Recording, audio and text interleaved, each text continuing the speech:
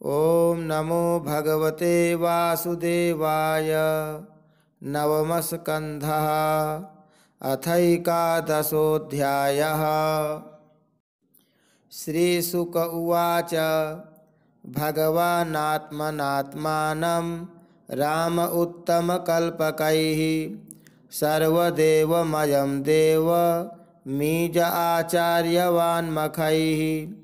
होत्रे ददाद्दिशं प्राचीं ब्रह्मणे दक्षिणां प्रभुः अध्वर्यवे प्रतीचीं च उदीचीं सामगायसः आचार्याय ददौ शेषां यावती भूस्तदन्तरा मन्यमान इदं कृत्स्नं ब्राह्मणोर्हति निःस्पृहः इत्ययं तदलङ्कार वासोभ्यामवशेषितः तथा राज्ञपि वैदेही सौमङ्गल्यावशेषिता ये तु ब्रह्मण्यदेवस्य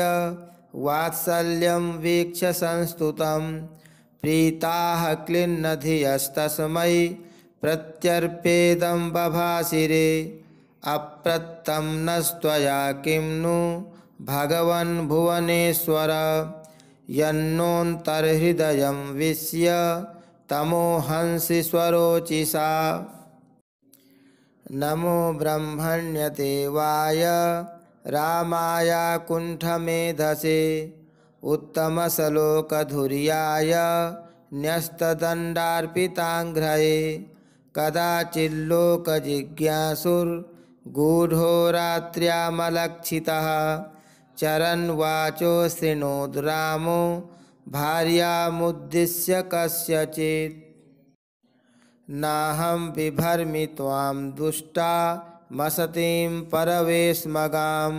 स्त्रीलोभी बिभ्रियात् सीतां रामो नाहं भजे पुनः इति लोकात् बहुमुखात् दुराराध्यादसंविदः पत्या भीतेन सा त्यक्ता प्राप्ता प्राचेतसाश्रमम् अन्तर्वत्न्यागते काले यमौ सा सुषुवे सुतौ कुशोलव इति ख्यातौ तयोश्चक्रे क्रियामुनिः अङ्गदश्चित्रकेतुश्च लक्ष्मणस्यात्मजौ स्मृतौ तक्षः पुष्कल इत्यास्तां भरतस्य महीपते सुबाहुः श्रुतसेनश्च शत्रुघ्नस्य बभूवतुः गन्धर्वान् कोटिशो जघने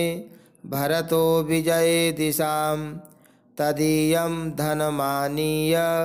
सर्वं राज्ञे न्यवेदयत् शत्रुघ्नश्च मधोः पुत्रं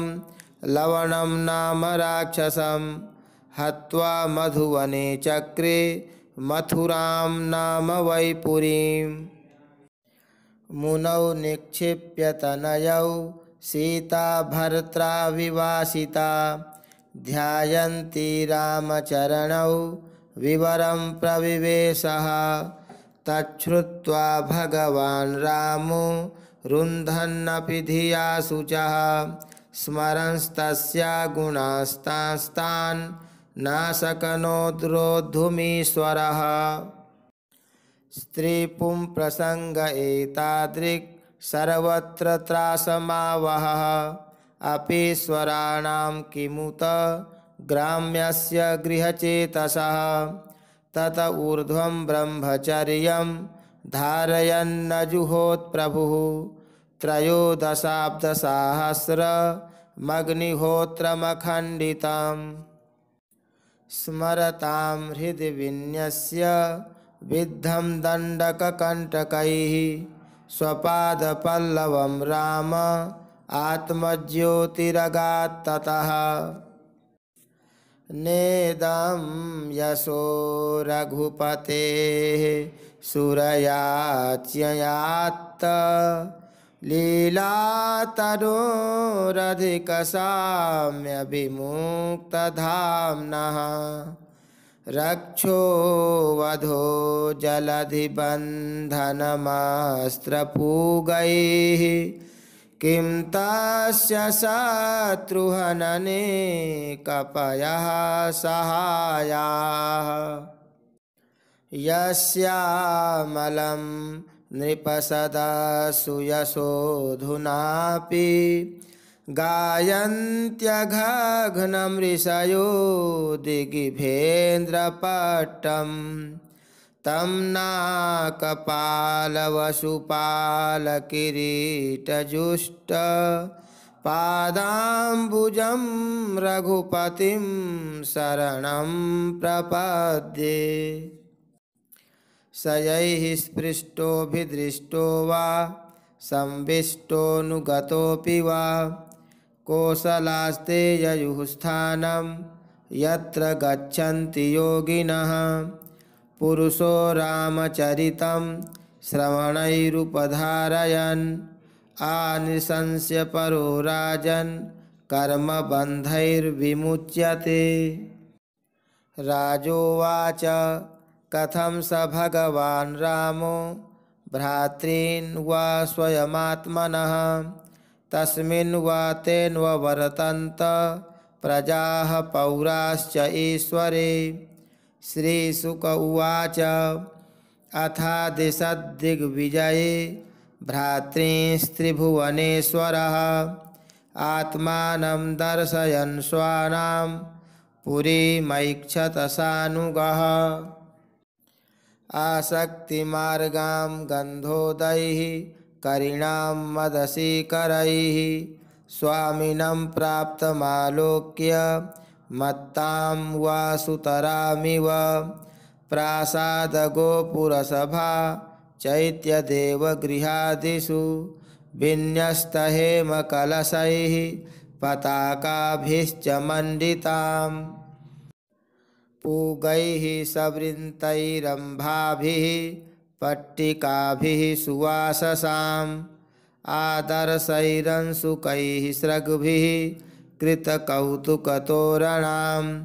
तमुपेयुस्तत्र तत्र पौरा अर्हणपाणयः आशिषो युयुजुर्देव पाहि मां प्राक्त्वयोद्धृताम्। ततः प्रजावीक्ष्य पतिं चिरागतं दिदृक्षयोत्सृष्टगृहाः स्त्रियो नराः आरुह्य हर्म्याण्यरविन्दलोचन मतृप्तनेत्राः कुसुमैरवाकिरन्। अथ प्रविष्टः स्वगृहं जुष्टं स्वैः पूर्वराजभिः अनन्ताखिलकोशाढ्य मनर्घ्योरुपरिच्छदं विद्रुमोदुम्बरद्वारैर्वैदूर्यस्तम्भपङ्क्तिभिः स्थलैर्मारकतैः स्वच्छैर्भातस्फटिकभित्तिभिः चित्रस्रग्भिः पट्टिकाभिर्वासो मणिगणांशुकैः मुक्ताफलैश्चिदुल्लासैः कान्तकामोपपत्तिभिः धूपदीपैः सुरभिभिर्मण्डितं पुष्पमण्डनैः स्त्रीपुंभिः सुरसङ्काशैर्जुष्टं भूषणभूषणैः। तस्मिन् स भगवान् रामः स्निग्धया प्रिययेष्टया रेमे स्वारामधीराणा मृषभः सीतया किल बुभुजे च यथा कालं कामान् धर्ममपीडयन् वर्षपूगान् बहून् नृणामभिध्याताङ्घ्रिपल्लवः।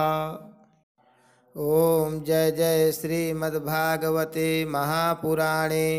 पारमहंस्यां संहितायां नवमस्कन्धे श्रीरामोपाख्याने एकादशोऽध्यायः। श्रीकृष्णार्पणमस्तु।